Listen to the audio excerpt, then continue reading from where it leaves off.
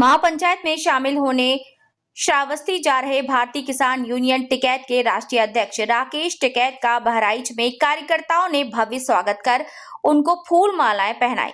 वहीं किसान नेता राकेश टिकैत ने पत्रकारों से बातचीत में कहा कि बिहार चुनाव अगर बेईमानी से हुआ तो बेईमानों और पूंजीपतियों की बनेगी और अगर ईमानदारी से हुआ तो सत्ता चली जाएगी। राकेश टिकैत ने तालिबान के विदेश मंत्री की बात को सही ठहराते हुए कहा कि उनकी बात सही है, बाघा बॉर्डर खुलना चाहिए जिससे किसानों का ट्रांसपोर्टेशन आसान होगा।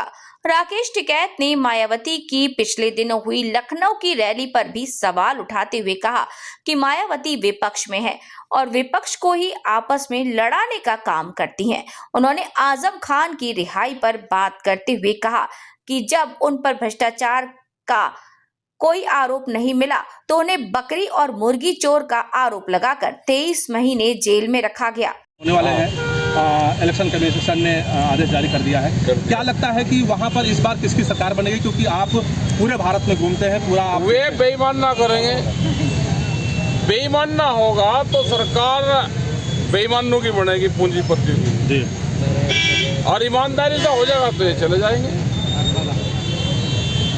क्या लगता है वहाँ गठबंधन को तो लड़ाएंगे आपस में।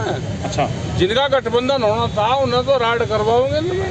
जैसे लखनऊ में मायावती जी रैली करेगी, है विपक्ष में और लड़ाई विपक्ष से ही कर रही, उनसे कर रही जिनकी सरकार है। जी जी जी। तो भाई राइड बिराड ये घर में भी राइड करवावे, हमारे संगठन में भी करवावे, कई संगठन बनवा दिए। ये तो राइड वीर है। आजम खान बाहर निकल करके आए हैं, वो कह रहे हैं कि अब तो मुझे मुर्गी चोरी और बकरी चोरी का जुर्माना अपना घर बेच करके देना पड़ेगा। क्या लगता है? हाँ नहीं, बिल्कुल ठीक कह रहा हूँ। भाई उसने क्या बकरी चोरी करी, उसने मुर्गी चोरी करी, लेकिन मुकदमा मुर्गी चोरी में 23 महीने जेल में रहा। तो किस पे क्या लगाना इन्हें, क्योंकि उसमें भ्रष्टाचार का तो नहीं लगा पाए तो मुर्गी चोरी का लगा दिया। आपका एक स्टेटमेंट आया था जिसमें क्या आया बता क्या आया? आपका एक स्टेटमेंट आया था जिसमें आपने लाहौरी नमक को लेकर सवाल उठाया था। क्या बताना चाहेंगे? आप बताओ क्या बताना चाह रहे? खा रहे लाहौरी नमक, उन्हीं के खिलाफ हो। भाई हिंदू मुस्लिम की बात करें, लाहौरी नमक सारे फास्ट में लाहौरी नमक का इस्तेमाल कर रहे हैं। जो तालिबान के अफगानिस्तान के विदेश मंत्री आए, उन्होंने बात बिल्कुल ठीक करी।